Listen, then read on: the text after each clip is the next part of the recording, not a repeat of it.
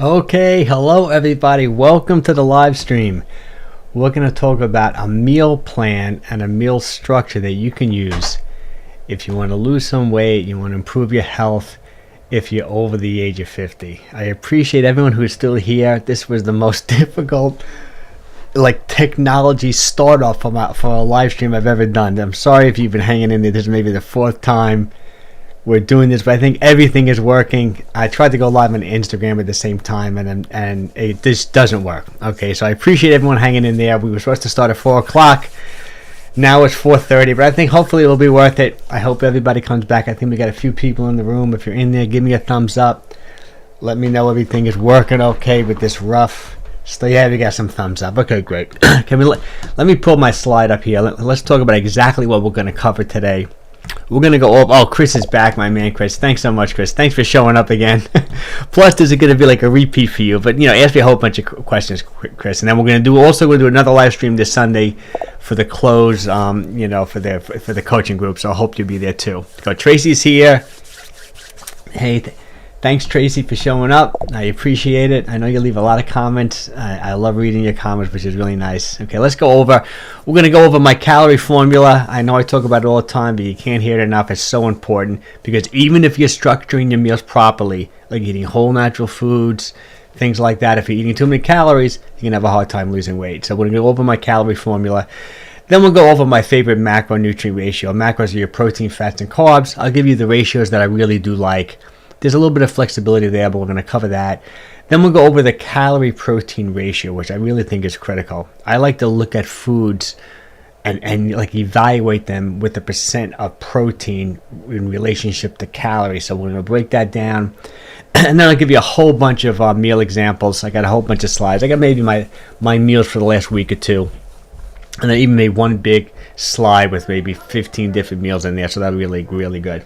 Now let me close the door. I think my wife and kids are talking a little bit. So thanks for hanging in there, everybody, for this start. Okay, let's go into that first slide. And any questions, stop me along the way. I love answering as many questions as possible. This is a strategic meal plan for fat loss after 50. I think we looked at that one already. So maybe my slides are mixed up. Let's go with this calorie deficit formula. You may have heard me talk about this. Literally, I cannot believe it. I released a video 2 weeks ago on Instagram. I'm up to like 3.1 million views going over this calorie deficit formula, because you have to be in a deficit. Even if you're intermittent fasting and time restricted eating, if you're eating too many calories, if you're doing OMAD, if you're eating one meal a day, but you're eating an insane amount of calories, you're going to have a hard time losing weight. So this is the formula I like to use. And there's multiple different ways of doing it. You can be really aggressive with it, or you can be not quite as aggressive. So I would like you to take your body weight and multiply it by 10, 11, or 12. 10 is the easiest way. It's so simple. It's interesting. Someone left a comment on one of my videos saying that if you want to forget the math, all you have to do is step on the scale. I loved it. And then put a 0 at the end. Right? So if you're 200 pounds, you see 200 on the scale, add a 0, 2,000. Right? If you're 175 pounds, add a 0, 1,750. So that's the example I gave you. If you're 175 pounds and you want to lose some weight, if you multiply your weight by 10, 1,750 calories. And I really like that formula. And this is not that there's like a ton of scientific research behind it. This is my own experience for doing this for I've owned the gym in New York for 37 years, helped thousands of people lose weight and get into top shape. And I like this formula a lot. It's aggressive, but it's manageable. But let's say you're a real active person. Let's say you're hitting the gym multiple times per week. Or let's say you're a biker, you're a runner, you can go as high as maybe 12 times your body weight and still be in a nice deficit. The general rule is, without really without using like an online calculator that's really estimating your energy expenditure, is if you multiply your body weight by 15, that's probably maintenance calories. So as long as you're below maintenance, you're going to start losing some weight. Especially if you follow some of my other recommendations in this video. Like, for example, if you're eating the same amount of calories, let's say you're eating 2,000 calories, but you're eating a low percentage of protein. Protein has a very high thermic effect. That means when you eat protein, you're going to burn up 25-30% of those calories just digesting and processing the protein. So if you actually went from a low protein diet to a higher protein diet, kept your calories the same, that's going to put you in a calorie deficit. So there are other ways to get into a deficit without necessarily changing the amount of calories you're eating, because calories are not equal, right? Protein has the highest stomach effect, which fats and carbs don't have as many. So let's say, hey, retired, hey, some regulars here. Thanks for showing up. I really appreciate it. Hooray, working now. Okay, now, yeah, thanks for showing up again. I appreciate it. No, everyone showed up, then I heard all these technical difficulties. Interesting. I did get it to work on Instagram, the live stream, but I didn't realize the Instagram, I'm using 16:9, like the wide screen for YouTube. It did wind up working, but I had this small little box, and it just made no sense. And it's hard for me to use my phone and go live on YouTube and then look at my phone on Instagram, because I can't pull the comments in. So I find it like somewhat distracting. Okay. So that's the general formula. Multiply your body weight by 10, 11, or 12 to get yourself in a nice calorie deficit. If you're really active, go with 12. If you're like regular, normal person, 10 or 11. I like to use 10 when I want to drop some body weight. Hey, so now let's see, Nicholas got a question here. Mike, I'm 5'10", 153 pounds. 2022 was the year I focused on losing 70 pounds. I know, Nicholas, that's really incredible, which I achieved in 2023. I had to focus on studies, right? I know Nicholas is a younger guy, a teenager. 2024, I really want to dial in and get bigger. What should I focus upon? Well, Nicholas, I would definitely, by minimum, eat maintenance calories, and maybe want to go into a positive energy balance. If you really want to put on some muscle. Seems like you got this weight loss thing under control. You're happy with your weight. You want to put some muscle on. You're going to gain a little weight. Maybe go into a slight positive energy balance. I'm not sure where you are calorie-wise. Maybe you want to eat a little bit more protein. Like, instead of going with my typical formula, which we're going to cover in this live stream of 0.7, I probably would go with 1 gram of protein per pound of body weight. If you're a young guy and you want to get into like bodybuilding and hypertrophy and really put some muscle on, and just go a few hundred calories above maintenance. You can go as little as maybe 200-300. You don't need to go that many. And I know you're concerned. You don't really want to gain any body fat. Try that. Go 200-300 calories above maintenance. Keep the protein really high. Don't overtrain, but create a response in the gym. You're going to have to do progressive overloading. You got to push here and there. So 25% of the time, kind of push in the gym. But try to work out like a 12-week cycle. I always like to say, start off easy, progress over 12 weeks. The last 3-4 weeks, you're really going for it. Then regroup again, just like you would take a diet break. You want to do the same thing when it comes to resistance training. I like to say every quarter, especially if you make good progress, it's nice to take to take a workout break as well. So maybe set some goals for yourself, some strength goals. You just want to get stronger, Nicholas. You start benching more weight, you start squatting more weight, you start deadlifting more weight. You're going to be putting on muscle, for sure. Say, was that the last question? Okay. Here we go. So let's go to the next slide. Calorie deficit. Let's go to number 4. Okay. This is the key. Even if, I think I had another slide here that didn't show up, which I want to talk about, which is slide number 3. I always make a note of this. That 10, 11, or 12 times your body weight, I'd like to say that formula works really good. Say you're looking to lose 10, 20, maybe even 30 pounds. But if you're looking to lose a lot of weight, let's say you're 275 pounds, you want to get down to 225, right? You got 50 pounds to lose. I think then you can be more aggressive. Because, you have so much body fat to lose. As long as you're not like overly hungry, and you're probably not going to be that hungry if you follow my diet recommendations. Because my diet is high in protein, high in healthy fats, which are incredibly satisfying. I think you can use your goal weight to calculate calories. That's the other way of doing it. And that's what, like my popular videos, I always talk about using your goal weight and your regular weight and cycling calories. But let me explain. Okay, let's say you're 250 pounds, like I have on the slide, and you have a goal weight of 175. So you really want to lose 75 pounds, which is a lot of weight. Instead of multiplying your weight by 10, which is 2,500 calories, 250, you can multiply your goal weight by 10, which is 1,750. You can go right to 1,750 when it comes to calories, but that's pretty aggressive, and you might be a little hungry doing that. But I love the idea of cycling. So one day you multiply your goal weight by 10. So say you're 250, 2,500 calories one day. The next day you multiply your goal weight by 10 and eat 1,750 calories. I love that. I like it for multiple reasons. First of all, it's easier to stick to a diet when you know you can eat more one day than the next. It's also good for your metabolism to eat more some days, because it minimizes that metabolic adaptation. Whenever you lose weight, your metabolism is going to slow down because you're a smaller person. But you can over-exaggerate that by going into like too aggressive of a calorie deficit and staying there too long. So by cycling from goal, 10 times your goal, to 10 times your body weight, it's a great way to do it. If you want to be less aggressive, you can use any of these other numbers. You can multiply your weight by 11, goal weight by 11. You can multiply your weight by 12, goal weight by 12. The thing is, with this formula, I would call this a negative calorie cycle. That even though you're eating more some days, I hope I'm not confusing you here, even though you're eating more some days, you're still in a calorie deficit.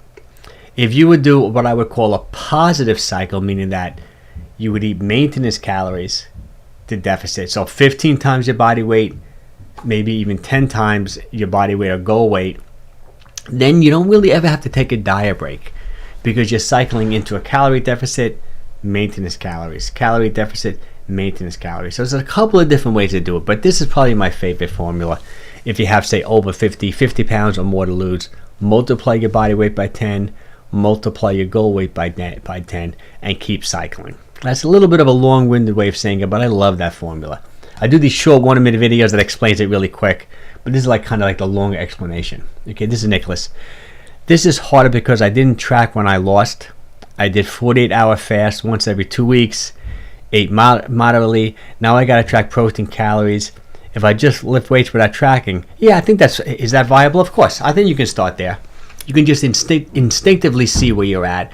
But it'd be fun, not to drive you crazy, Nicholas, but it would be fun, and I think it would be so educational for you that right now, if you just tracked everything, don't eat more, don't eat less, put everything in MyFitnessPal for a couple of weeks and just see where you're at. It'll be so easy to make adjustments, for you. But you can also just start hitting the gym and see what happens. If you start losing weight, if you're getting stronger, you're putting on muscle. Look at it like that, right? And if the scale's staying around the same, maybe you're losing body fat, you're putting on muscle. If the scale's gaining, just visually see how you look. If you like how you look, you're doing great, right? Just go slow. I think we got a question after that. Okay, EJ, let's see. When you say diet break, how many calories would I focus on then, and how long would the break be?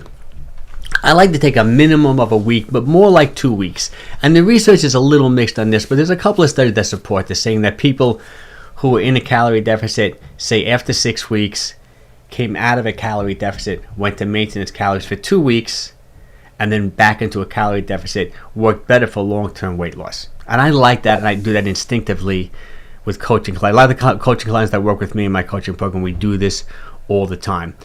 I like to use a general formula, 15 times your body weight, but the only really way to know is like what I just explained to Nicholas, is you have to track everything. You use the app like MyFitnessPal. If you're eating a particular amount of calories, you're not gaining or losing weight, you're at maintenance, right? If you've been in a deficit and you've been losing weight, and maybe you hit a weight loss plateau, or maybe you've been consistently losing weight for 6 to 8 weeks, that's when I generally like to take a diet break.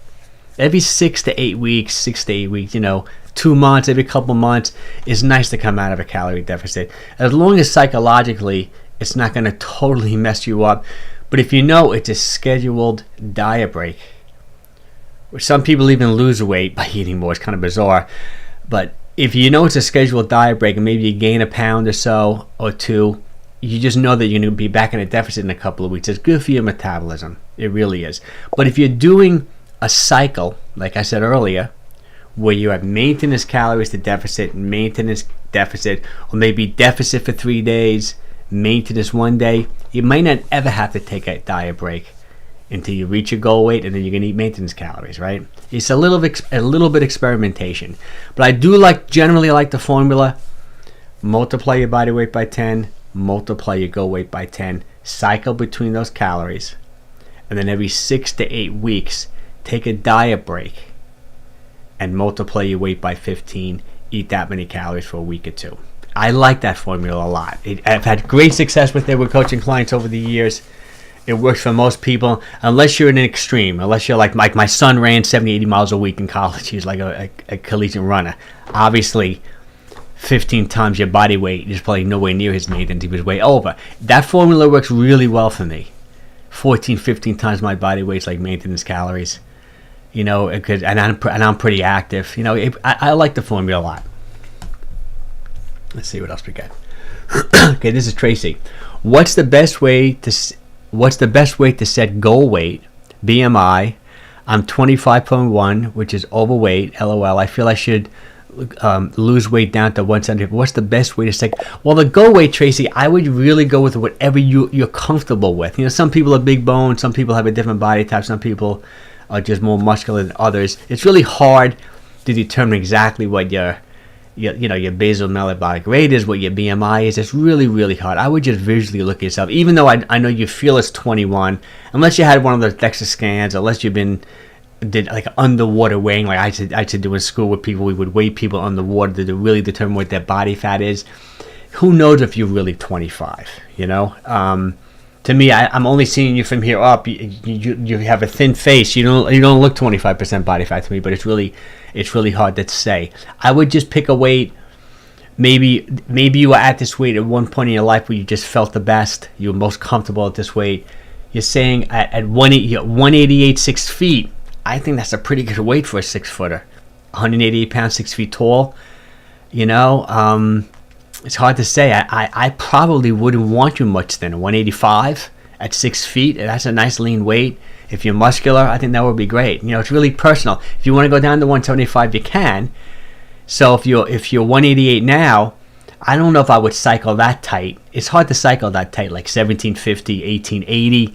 That's too close. I would maybe go with 1750 calories.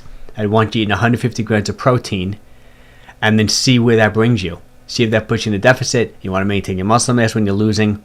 You know, then you're wearing a biking hat. You seem like an athletic guy. Try something like that and see how it goes. Or you can just track for 2 weeks, and then you can make adjustments. I know it takes a little bit of work, but this is what like physique athletes have been doing their whole lives. I did it like half my life.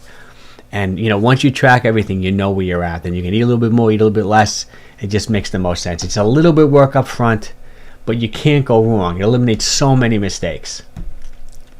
This is Chris. The formula worked great for me, down 72 pounds because of your haul. Thanks so much, Chris. I love you. You're so good for me. Every time you say that, it feels good. And Chris, I think Chris helps me gets coaching clients for my coaching program. People hear him praise me like this, and they contact me, and it's great. I really appreciate it. Let's see, Nicholas. Okay. My body is amazing, and I'm gifted because I don't put muscle on easily. Okay, my body is amazing, and I'm gifted because I don't put weight on easily, not muscle. I don't put weight on easily. Ate a ridiculous amount from 2020 to 2021, where I got to 216. If my metabolism wasn't fast, I feel like I would have gained more. So that's good. Hey, but you're a young guy. You probably got a lot of muscle on you, so I mean that's good. Great. Let's see. Okay, good. Okay, let's go to. So we got the formula, all right, guys. We're gonna cycle the calories, goal weight, body weight. We've got a couple of different options for you, whether you want to be aggressive or be a little less aggressive. But the big takeaway is you have to get into a calorie deficit no matter what you're doing. Whether you're fasting, whether you're doing keto, you know, whether you're doing carnivore, all these like weight loss philosophies, I guess, are just these diet strategies. If you're eating too much, you're going to run into trouble. Like if you're doing OMAD and eating too much, you're going to put on weight, right? So you got to get into a calorie deficit.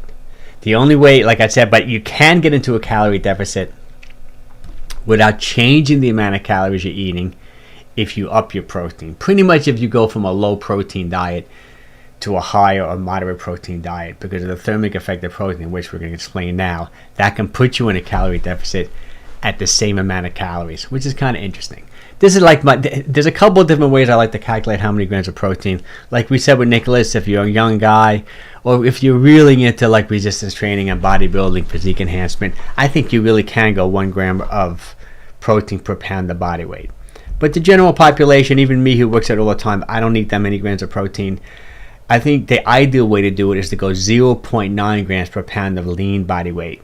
But just like we were talking about with Tracy, it's so hard to really know what your percent body fat is unless you had the DEXA scan, unless you've been doing that underwater weighing. So the formula I like to use all the time is to just take your body weight and multiply it by 0.7. I like that formula. Like, I personally eat about 150 grams of protein a day.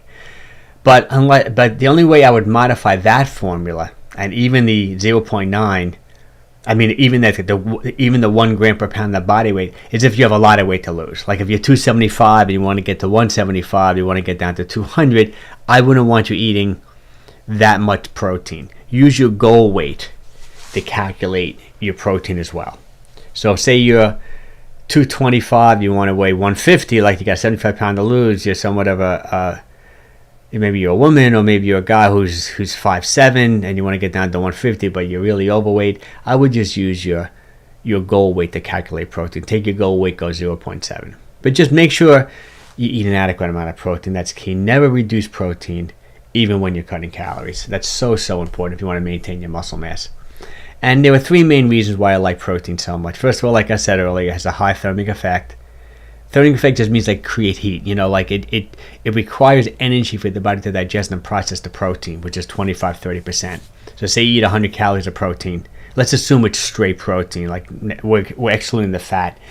You're going to burn up 25-30 calories just digesting and processing that protein, which is so great. Plus, protein has the most satiety, the most satisfying. You protein, you eat a steak, eat a piece of salmon, you're not hungry for hours. Especially when you combine the protein with the fat. The combination of the two is incredibly satisfying.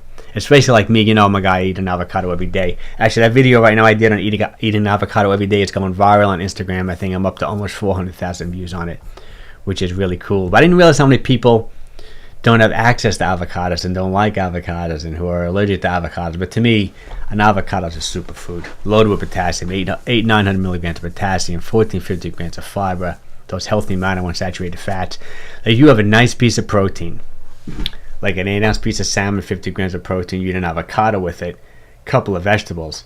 I mean, that's just a killer meal. You're not going to be hungry for hours. It's great. Even though an avocado is somewhat high in calories, maybe 320, those calories are worth it because you're not going to be hungry for 4 or 5 hours after a meal like that. And then also, obviously, like I said, besides lifting weights, doing resistance training, when you eat protein, especially when you're in a calorie deficit, is going to help you maintain your muscle mass when you're losing weight, that's everything. You never want to lose muscle, especially when you're over 50 and we're getting older. And all the research is indicating now, the older you get, you need even more protein. So that's why, I really think you can go almost 1 gram of protein per pound of body weight if you're over 50, unless you have a lot of weight to lose, right? Then maybe use your goal weight. So there's a little bit of like room in this formula. And I generally would never put anyone below 100 grams, even a woman, even if she's petite. But I think 150, 175 grams of protein for most men per day is doable, and I think it's really good. Let's see what we got here. Okay, let's go with different macros. So many different ways to do macros. I've experimented with every possible macro ratio. I always talk about this when I was like in my 20s and 30s. I ate more of a traditional, maybe you would call it a bodybuilding diet, where we always kept protein high. But back then, in the 80s, 90s, we ate very high carb and very low fat to keep calories under control. And I looked good, felt good, had great energy in the gym, but I was hungry all the time, and my blood work wasn't as good. My triglycerides were higher. Because like fructose, carbohydrates, can overwhelm the liver, especially fructose. Fructose is the worst sugar to eat. And we're not talking about the fructose in fruit, because fruit is good for you. Fruit's got fiber, vitamins, minerals, vitamins, things like that.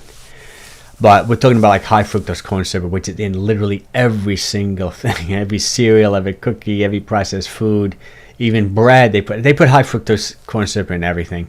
And high fructose corn syrup, it's half sugar, half glucose, half fructose. The thing about fructose is it goes right to the liver. It's like alcohol, it goes right to the liver to be processed. It doesn't necessarily give you that insulin spike. But the liver can only process so much. It can only hold maybe 50 grams, like 200, 300, 400 calories in the liver. The liver's done. Any excess like fructose carbohydrates beyond that is going to be converted to triglycerides, body fat, fatty liver disease, metabolic syndrome. That's just the worst sugar. You got to avoid fructose. Eat a little bit of fruit, a couple pieces of fruit. And even when I eat fruit, I very rarely have a piece of fruit by itself. I like to accent my meals with fruit. You'll see at the end when I show you all my different meals, I'm always throwing a handful of blueberries, in my salad, or maybe a cut up an apple or something like that. I generally go with the low sugar fruit, and I still probably wouldn't eat a fruit independent because I don't want that sugary spike, even though it's fructose and regular sugar and everything in fruit. But I think fruit's good for you. Just avoid that high fructose corn syrup. And it's hard to tell how much they put in these different products. So if you see high fructose corn syrup on any label, like a soda is the worst, anything you're eating, try to avoid that food. It's those processed carbs, that really are loaded with especially cereal, just loaded with high fructose corn syrup. Okay, so the whole idea is, first, you always want to eat an adequate amount of protein. So I like to say a macronutrient ratio, I like 30% protein roughly.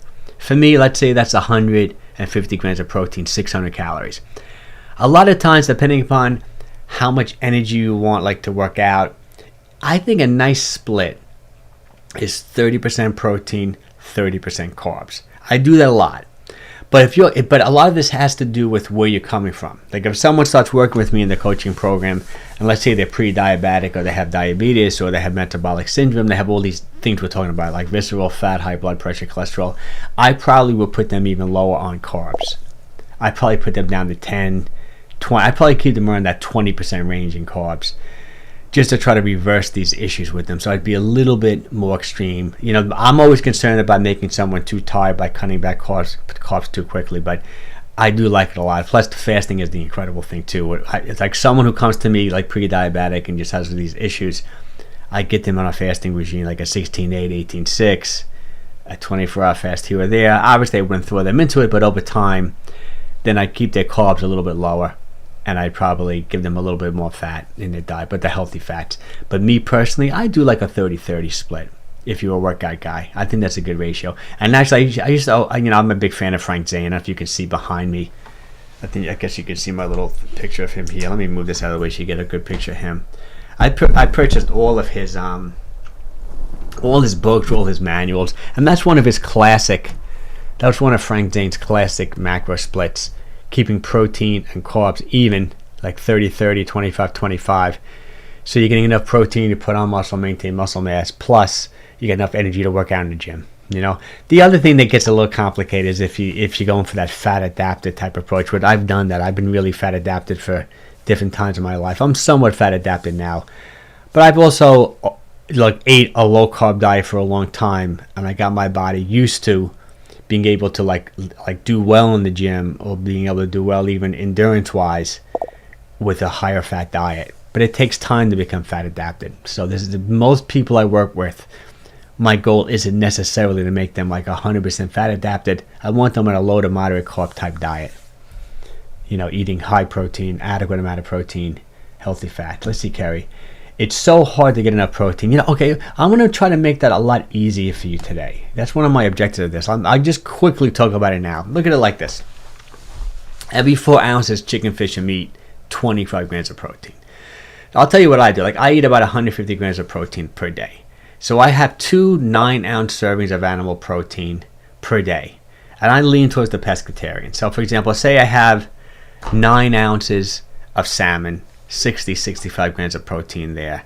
Dinner, I may have 8-9 ounces of chicken, another 60-65. That gives me 120, 130 right there.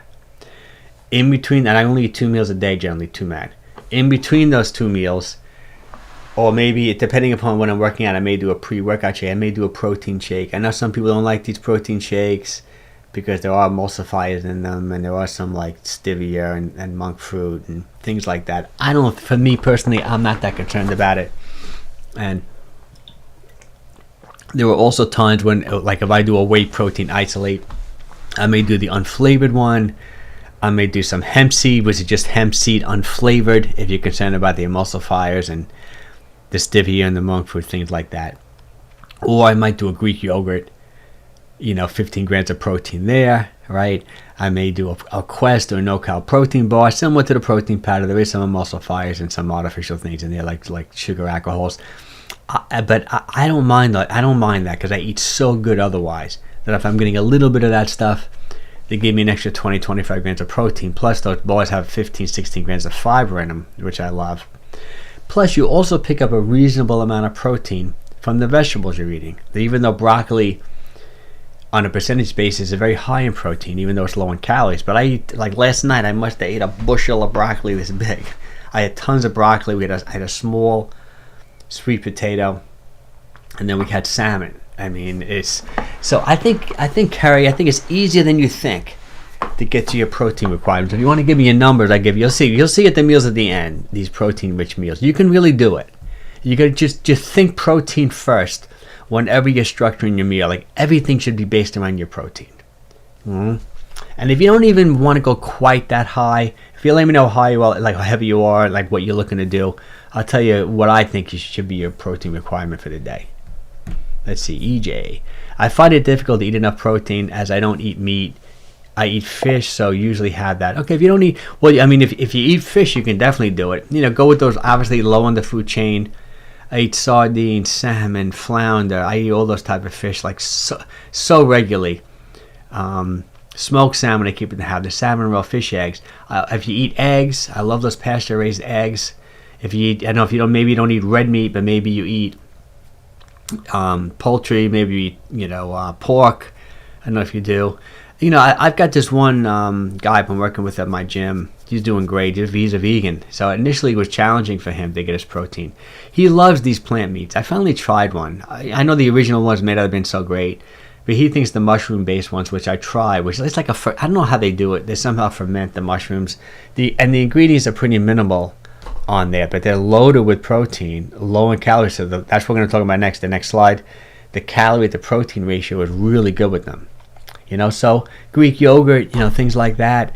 You can take in 30 grams of protein with literally 160 calories with the zero-fat Greek yogurt. I prefer the ones with more fat, but is that unreal when you think about it? Talk about the calorie to protein ratio. Greek yogurt's like all protein. I mean, it's unreal. I mean, so you'd be surprised, guys. I think you can really get your protein in, even if you're not eating red meat. Let's see, did we get one more question? Oh, here's Chris. Let me see. Let me pull your question in here, Chris. Okay, Chris. Can I still put on muscle doing 2 meals a day with a protein shake in between 160 grams of protein per day? Do I need to space my protein out, eating my protein every 3 hours? No, okay. You definitely don't have to do that, Chris, spreading your protein out every 3 hours. I think you can definitely do it with 2 meals and like a protein bar. I mean, just like a little small meal in between within, say, a 6 to 8 hour eating window. It's really how much protein you're taking in the whole day. And I've even looked at some studies that show the OMAD diet where people taking 100 grams almost do like just as well. But probably it would be better to spread it out if you could. I don't think you have to spread it out into like multiple small meals. I probably wouldn't do that for so many different reasons, just for the constant spike in insulin. And I find it just easier to overeat if you do that. You can do two normal size meals and then one small meal. Maybe something like that, like a 16-8. But there is, like we said, I was thinking about doing that in the private group, Chris, this Sunday, and they talk about the best why early time restricted eating is probably better than late time restricted eating, where you're taking your protein and calories earlier in the day. I mean, that might be a little bit of an advantage too for putting on muscle, Chris. Like you break your fast 10 o'clock, and then say you go 8 hours, 10, 11, 12, 1, 2, 3, 4, 5, and have your last meal by like 6, like a 10 to 6. Something along the lines of that. You have a nice, protein-rich breakfast or just early lunch. Then you have your maybe pre-workout, post-workout shake, all that. I think maybe you're working out after work. So maybe you have just a protein shake or some type of protein snack midday around lunch, late lunch. And then you have your big protein full meal like right after your workout, dinner, or maybe right before your workout. But you don't want to be bloated for your workout. But I don't think you have to split it up every 3 hours. Definitely not. That's somewhat of an old belief. And not that it won't work. It will work. But I think you'll do better because I like the idea of cycling like in and out of mTOR. It's like growth signaling. And plus when you fast for that 16 hours, I do think there's benefits to that besides just calorie restriction. It's nice to keep insulin low. You've done so good reversing the diabetes and all that. I still think it's really good for you to go 16 hours in a fasted state, keeping insulin levels low, the autophagy and all that. I know it's debatable when autophagy kicks in. And I know you're doing those periodic 2-3 day fasts on somewhat of a regular basis. If you really want, you could easily go 3 meals a day. No problem whatsoever. I wouldn't have an issue with that at all. Even with like a like a 14-hour fast, you can do that too. But I wouldn't do the every 3 hours. I don't think it's going to give you any more benefit than doing 2 or 3 meals within an 8 or 6 hour eating window. I'm going to send you an article to this. That great article in Exam. The website is called Exam, and it's a company. I don't know if you call it a company. It's basically a website with all these researchers, and they just analyze the newest data in all different areas. It's generally health, fitness related, and they did the best article I ever read on how much protein you can really use for protein synthesis within one meal. And they would kind of say it's much higher than people used to think. We used to say 30, 40 grams, but you can go 60, 65 grams easy. And it seems like you store away those amino acids in your intestines, so you can even, it's almost like to some degree you can store protein in a way, like if you're a little bit low, your body can pull it out of your like intestines a little bit, the amino acid, if there's always a limiting amino acid. And this, I don't think it's in your case, Chris, but let's say you are having a hard time eating enough protein, maybe you're eating some incomplete proteins, you can, and say maybe you're not getting enough leucine, you're not getting, or whatever the limiting amino acid is. That's why I like those vegetable proteins, even like a hemp seed or a pea. There are some of those non-essential is those essential amino acids you have to get through your diet. The branched chain leucine, isoleucine, valine are the most important for hypertrophy, putting on muscle. So if you're picking like a plant protein, say powder, or you're eating like a lot of plant proteins, you're mixing foods to get your complete protein. Sometimes there's like one of those non-essentials is really, really low. That's when you can maybe pull it from somewhere else. You can almost cannibalize yourself too. Sometimes you can take muscle tissue and get that limiting amino. If, let's say, you're a vegan and you're just not eating complete protein enough, and which is not good. Let's see. Carrie, yes. Don't eat any meat at all. Okay, that's not good, but I hope that helped you though. So you can do it, I think, with the fish, and you can do it with the yogurt.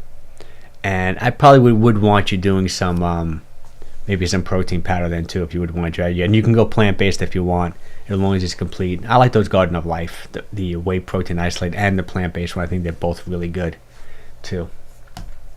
Like, this is Chris. Thanks, Mike. You're the best in the business. Thanks so much. I appreciate it, Chris. All right, so this is my general macro ratio. Like I said, 30% protein. I wouldn't go lower than that. You can mess with the carbs a little bit, 20, 30%, and then the fats. And when I say fats, I always like to clarify this, because people are always like making comments on videos. My God, my cholesterol.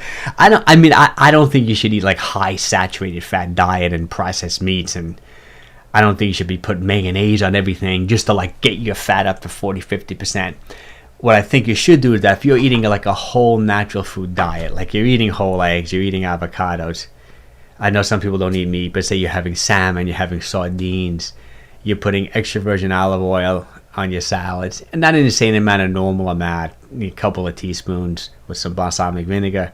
You're sauteing your vegetables in extra virgin olive oil, right? You're eating like maybe full fat yogurt, which is some saturated fat, but you're going to get good healthy fats in your diet, and it's probably going to be 40 to 50% of your calories. I think that's the normal diet. That's the optimal healthy diet, is somewhere around there. But I wouldn't like look at your macros and say, oh my God, I didn't get enough fat today, and say, let me put some mayonnaise or let me like douse my steak with butter or something like that. And I don't like fatty cuts of meat that are high in saturated fat. I don't like, you may see me, I love bacon. Maybe once a quarter I'll scramble some eggs with bacon or something like that. But I don't really eat processed meats, and I go with lean cuts of meat. I even shied away from coconut oil lately. I pretty much, my only cooking oil, even my only oil I use is extra virgin olive oil, and now and then I go with avocado oil, because that burn temperature is a little bit higher, even though that's a little debatable, that burn temperature. After reading that other book, I think it was, what's the name of that book? It was Mercola's book, and I forget Nick's last name.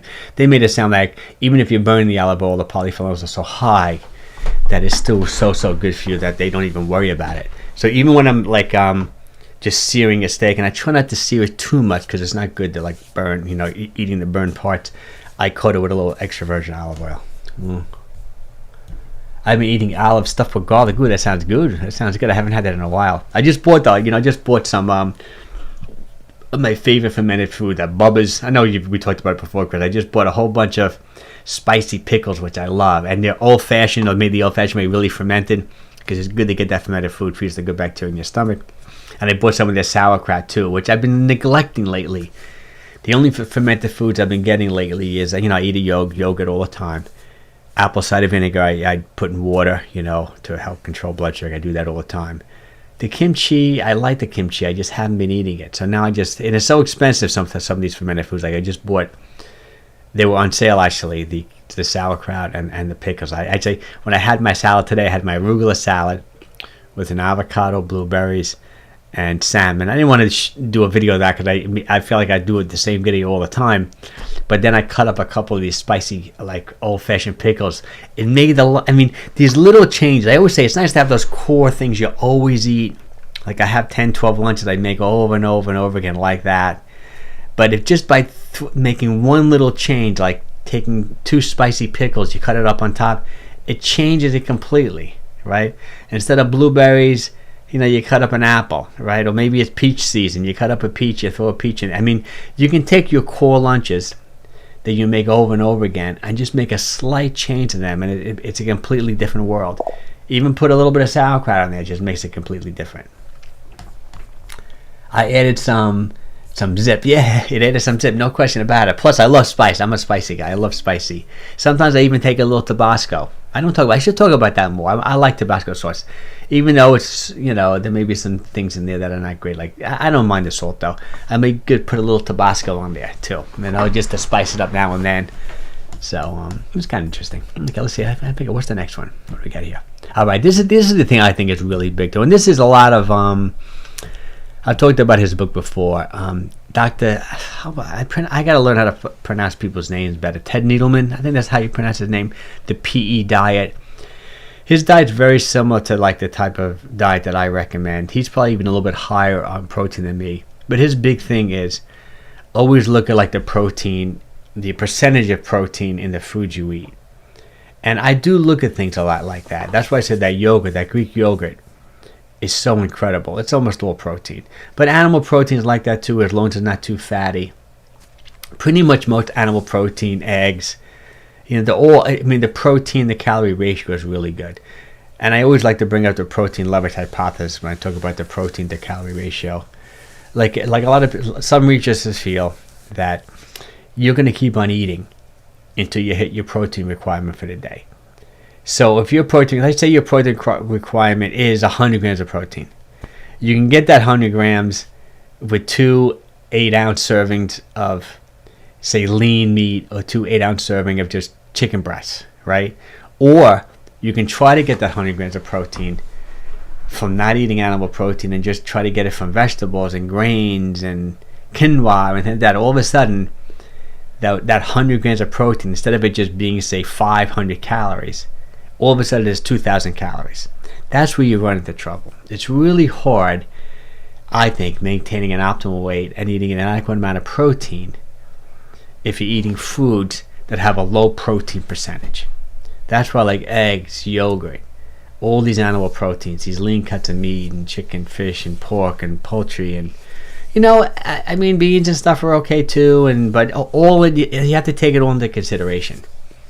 It's different if you're a vegetarian or you're a vegan and you believe that you don't need that much protein. That style of eating could work for you, but I think you're going to be hungry. I do. I think you're going to be hungry unless you're just overdoing it with the carbs that fill you up. So keep that in mind to start looking at foods and see what foods can you eat that on a percentage basis are very high in protein, because you want the protein and you want to minimize the calories. Like I say, the 2 most important things to track when it comes to losing weight, maintaining an optimal weight, is calories and protein. Obviously I want you to backfill the rest with healthy food, whole food, fruits, vegetables, things like that. Some grains, some starches, you can eat them as long as they stay within your calorie requirements, but it's really protein to calories. You can just eat a good amount of protein, keep your calories under control, and almost backfill with anything. You may not be as healthy, but you're going to probably be at a pretty good weight with a reasonable amount of muscle mass. But obviously I want you to do it the healthy way. Did I miss one? Okay, let's see what we got here. Number 7. Okay, meal structure for fat loss. Okay, this is how I like to. I guess I've talked about this already in this presentation, but this is how I always like to look at it. Like when I'm having my first meal, when I'm having dinner, when I'm having lunch. First, I say, okay, where am I getting my protein? What am I having for protein today? Am I having leftover salmon from the night before? Do I have like one chicken breast, one chicken thigh left over from the night before? Some people may say, let me put that in the salad and they're done. To me, I wouldn't do that because I know that one chicken thigh is only maybe 20, 22 grams of protein. I want 50, 60 grams of protein. But I will throw that chicken thigh in and say, like, what else do I have in the house that's going to get this meal up to 50 grams of protein? Every egg is 6, 7 grams. Maybe I'll hard boil 3 eggs. That's like 21 grams of protein. Now I get that one chicken thigh. That's 22 grams already. And now I'm at 46, 47 grams of protein. I'll probably pick up another 5 grams from the vegetables in that salad, whatever. Or maybe I'll say, I only had 2 eggs in the house that day, right? So I have a chicken thigh from the night before, 22 grams. I boil up 2 eggs, that's 14. So what's that? 20, 21. So I'm at 35, something like that. So for dessert now, I'm going to have a Greek yogurt, which is 15 grams of protein. So that brings that meal up to my 50 grams right there. I just hit 50. And now I can still have the 2 hard-boiled eggs, the chicken thigh. I got my arugula salad. I cut up an avocado. What piece of fruit do I have in the house? I throw a banana in my salad. I'll cut up half a banana, throw it in, an orange, whatever. I always have fruit around the house. I like that little fruit. Like today, like I said, I put the pickles in there. Always think that, like when you're starting to eat, always think first, where am I getting my protein? And then you can go, and then the other thing I like to say too is fiber. That's why I like to eat an avocado every day, because I try to eat about 30, 35 grams of fiber every day. And if I eat an avocado, I'm almost halfway there. So that's the other thing to think about too. Think protein, fiber, whole food nutrition. You can't go wrong. If you structure your meals like that, if you notice my salads don't have croutons, doesn't have those sugary dressings on them, that can kill a salad. Like a relatively new coach in Calorie, he's a wonderful guy. I really like him. We were talking about, he was showing me the dressings that he was using, and not that it was horrible. They were relatively low calorie, but when you look at the ingredients, like canola oil, sugar, and they would say, well, Mike, so one serving is only 40 calories. I guess it's not that big of a deal. But it's still, another thing I think something like that does is that it never lets you lose your sweet tooth. Like you're taking a really healthy salad. I think he was having like a really healthy scallops, arugula. And then if you put like a sugary sweet salad on it, you're never going to lose that sweet taste. You got to somehow break that sugary, like, you watch these cooking shows. And everything, and when they're always analyzing, say they're analyzing like these 3 chefs, and I like watching the shows from time to time, but they always say like what they like they look at meals that they know are very sellable to the mass population in restaurants, and they always say 3 things, like sugary, sweet, and greasy. Right?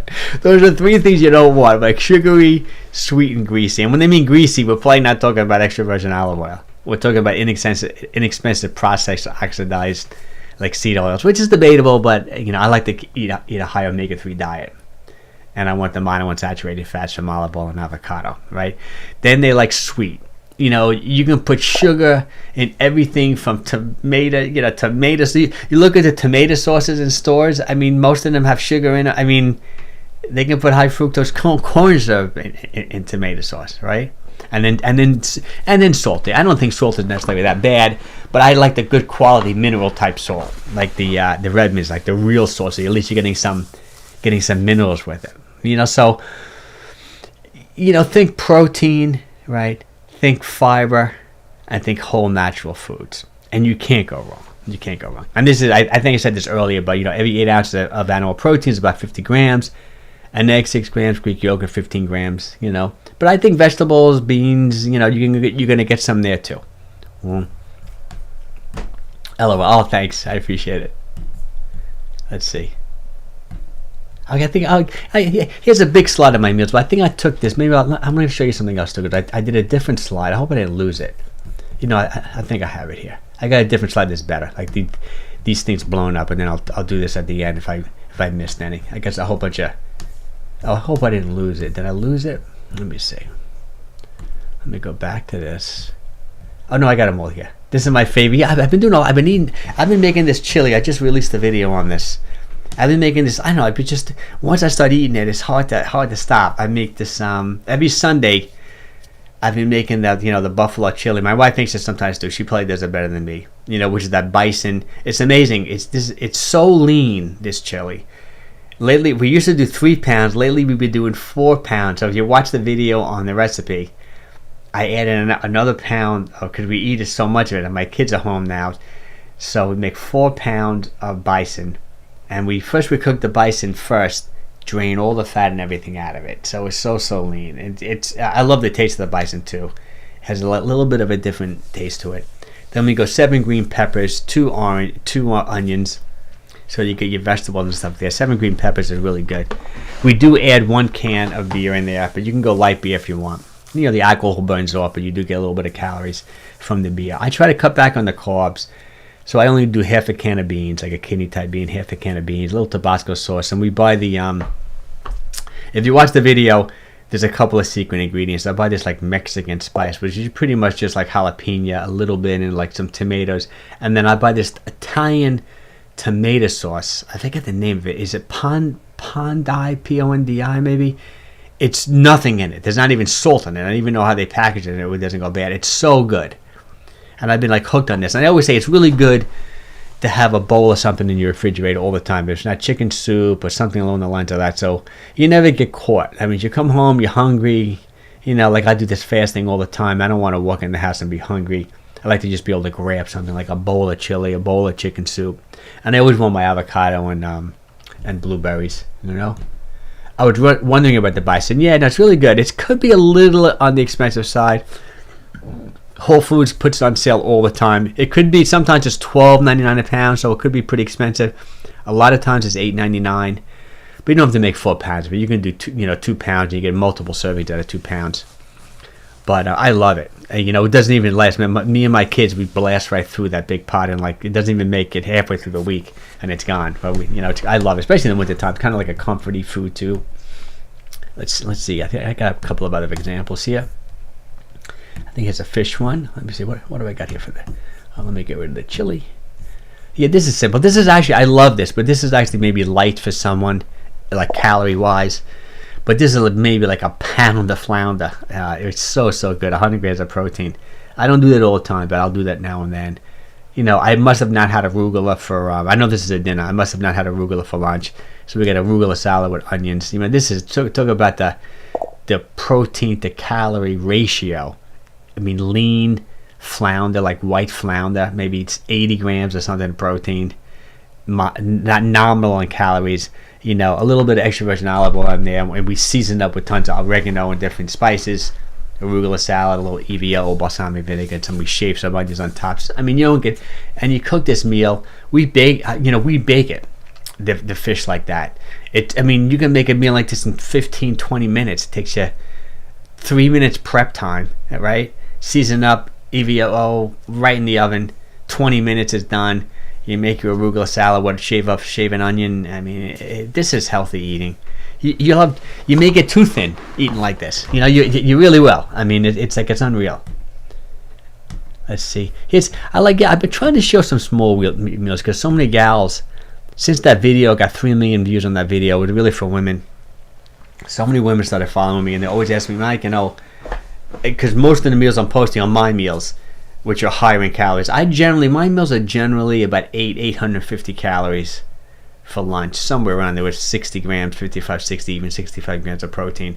So I like to show some more low calorie meals that gals can eat. Just anyone, say you just want to do a low calorie day, and doing that's fun too. Also during the holiday season, I've been doing this a lot because I think we went out again I saw Great play in New York City. I don't know if you guys remember the Buena Vista Social Club. Remember the club, that band from Cuba? They went back to Cuba, made an album. They just released a play in New York City about it. And I'm telling you, my wife goes to the theater every single week. It's unreal. She's been doing it a whole lot. She's actually and she's left already. Wednesday night she's going to the theater. I'm not alone tonight because my kids are home, which I love.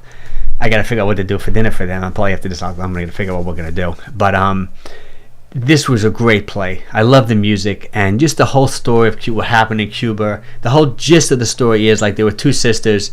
The most famous female Cuban singer, like, you know, split up from her. Her sister went to you know, left, or like I'm assuming went to Miami. And the whole story is like they went back to Cuba many years later and they made this album, which was a tremendous hit in the States in the 90s. It was a great play. I really loved it. And it's off-Broadway now. That's what happens. A lot of plays, they start off-Broadway if they do really well. This one's already a hit. It'll move to Broadway, then it'll go around the country. So wherever you are, I bet you'll be able to see it. So I loved it. And this, like I say, I like to show some small meals. So this is just some smoked salmon, maybe 4 or 5 ounces, 30 grams of protein. You know, that may even be half an avocado, blueberries. No, this comes in at like under 400 calories, probably maybe a little bit more. Great calorie for petite gal. Great meal for petite gal. Also great meal if you're doing like an OMAD day, but you want a little bit more protein. Like I like to call it like a 1.5. I do meals like that too. Like if I'm, like I say, that's how I went down this path. Like if I go out or it's a holiday and say I overindulged, the next day I might do like a 20-hour fast, like a low-calorie day. I may do one small meal like this, 500 calories, and then I'll do a normal meal at 850, so it puts me at like 1,200 or so, 1,250 for the day, and that's a total deficit for me. That's a nice deficit. It's well over 1,000-calorie deficit for me. I like to do that around the holidays. That's the key around the holidays. You're gonna, I mean, if it comes to like a big holiday meal, I'm gonna eat whatever I want, but I'm gonna like prep myself ahead of time. Either I'm going to do a low calorie day before, or I'm going to eat nothing until we get to the event. Like I know Christmas Eve we're going to my uncle's. He does an incredible spread. Christmas Day we go to my wife's cousins, who they cook this like real Italian family, make incredible Italian food. I'm not going to eat like Christmas Day I won't eat anything till I get to my wife's cousins. Same thing Christmas Eve. I'm not going to eat till I get to my uncle's. So you know, I like to offset the calories, save them up for the good stuff, you know. Did I miss any questions? The force of nature, bison. Oh yeah, that's great. Let's see. I think I got a whole bunch more pictures here. Let me see. I want to give everyone an eggs.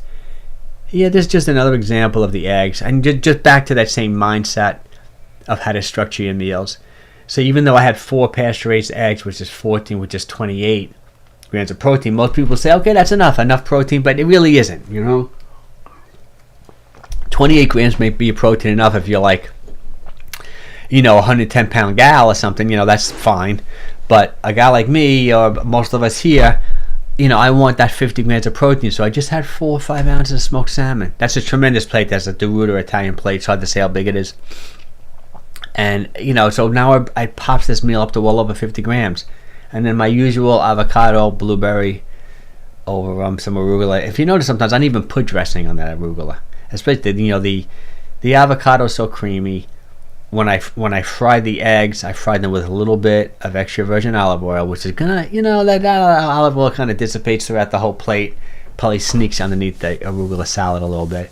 That's what gets you, you know, that calorie creep type stuff where, you know, you're not measuring your olive oil, you're not measuring the oils when you're cooking, and instead of using, you know, all of a sudden you add 300 calories to something that you don't even realize they're there, you know. So a lot of times on my salads, I don't put anything on them because there's so much like creaminess and stuff within the avocado, especially if I do sardines, which are already in extra virgin olive oil. I'm definitely not putting olive oil on the salad because those sardines, you know, are going to drain into the salad. Maybe I'll put a little balsamic vinegar or something like that. You know? I think I got a couple more. Yeah, it's funny because this is probably the meal I was talking about. Had 2 chicken thighs left over from the night before, small chicken thighs, maybe 20-25 grams of protein there. I want my 50, 60. Threw in a can of sardines, another 20-21 grams.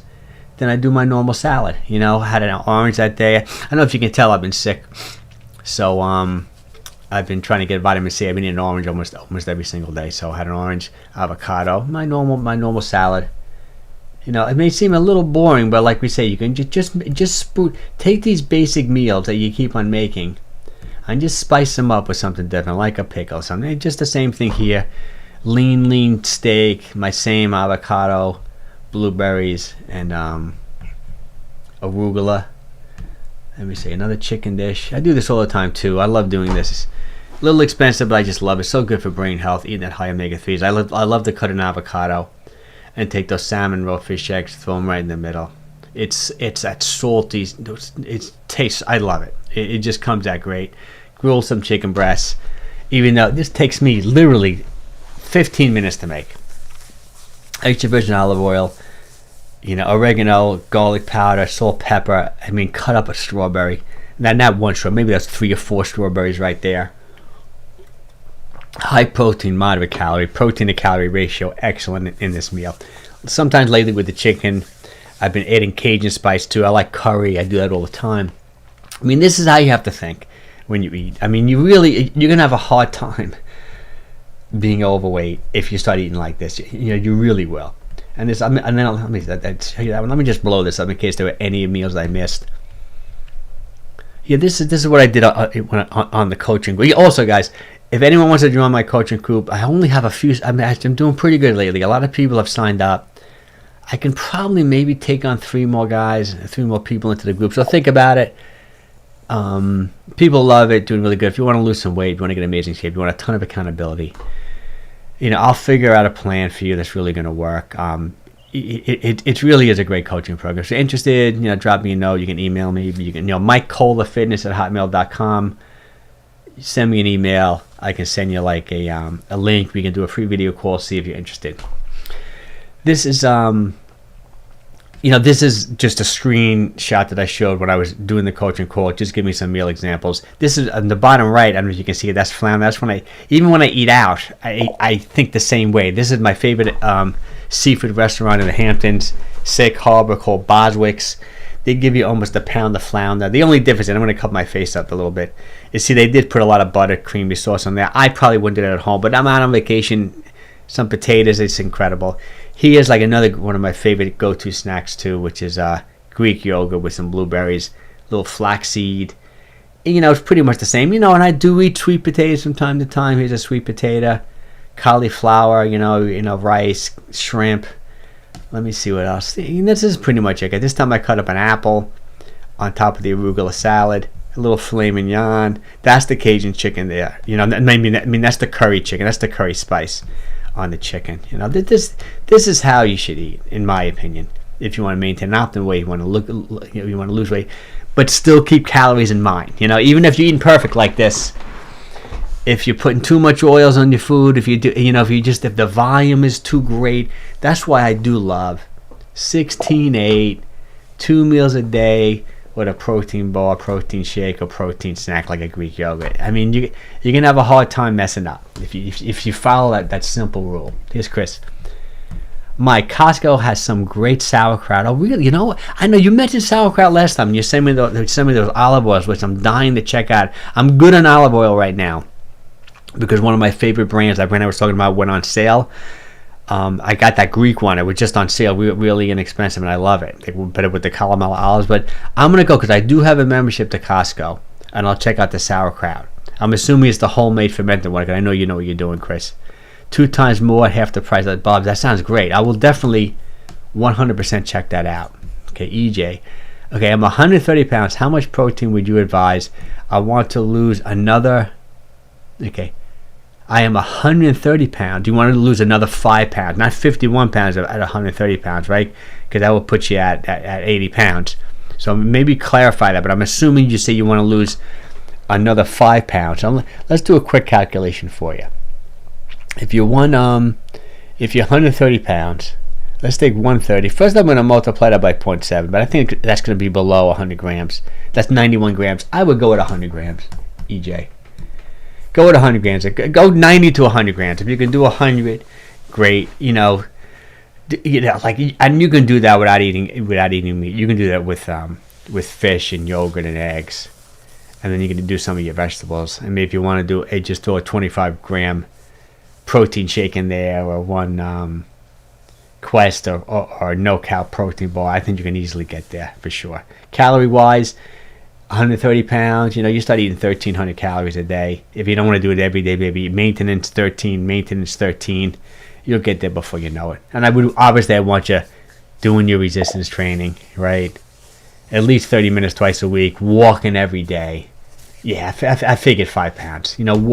Walking every day. So your plan would be maybe 1,300 calories one day as a deficit, 13, even 12.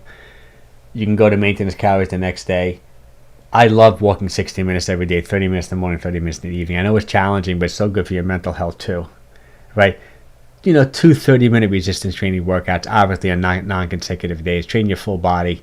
Spend 30, 35 minutes twice a week. And eat like I'm talking about and get your adequate amount of protein. You're going to kill it. You'll drop that 5 pounds in like a blink. Well, I saw an interview with the inventor. Oh, yeah, the inventor of it, he's like a real entrepreneurial, really smart go-getter guy. I forget Carrie, I forget the name of his podcast. I used to listen to it all the time. He became like how would I describe him? I wouldn't say like a Gary Vaynerchuk. That's more Gary Vaynerchuk, even though he's a motivational speaker, really like a business guy. He's a business guy too. I forget his name too. I think he sold Quest for like something like $50 million, and then he went into this venue, has a podcast. I think he does like business coaching, and I like his podcast. He interviews a lot of good people. He's a real positive, driven guy. Tim, how to pronounce his name? Great, thanks. I know, I appreciate it. Thanks. Tom, yeah, I think I'm so bad at reading. I mean, my dyslexia is so bad. Is that Bill Yee? I'm so bad at reading and explaining stuff, but I know exactly. Yes, I know. I watched this podcast multiple times. I love one of my favorite interviews. I don't know if you follow Alex. How do you pronounce his name too? Hermes. He's this young guy. He's like a legendary within the fitness industry. And I read both his books. He did one book called The $1 Million Offer, and then $100 million offer, $100 million leads. And he started out like as a young guy, like right out of school. He started out, let's say, I cannot pronounce it either. Yeah, okay, good, thanks. And I'm sure you're a lot smarter than me, Carrie. He started out like opening up gyms, like small gyms, and then he went into this company called Gym Launch, where he would go to gyms, not like my type of gym. My gym's a personal training gym. He picked a particular niche within the gym business, like boutique gyms that had anywhere between like 100 and 250 members. And he made like $100 million doing this. I'll tell you what he did. He's a really smart guy, incredible businessman, incredible marketer. Him and his wife, both his wife is incredible too.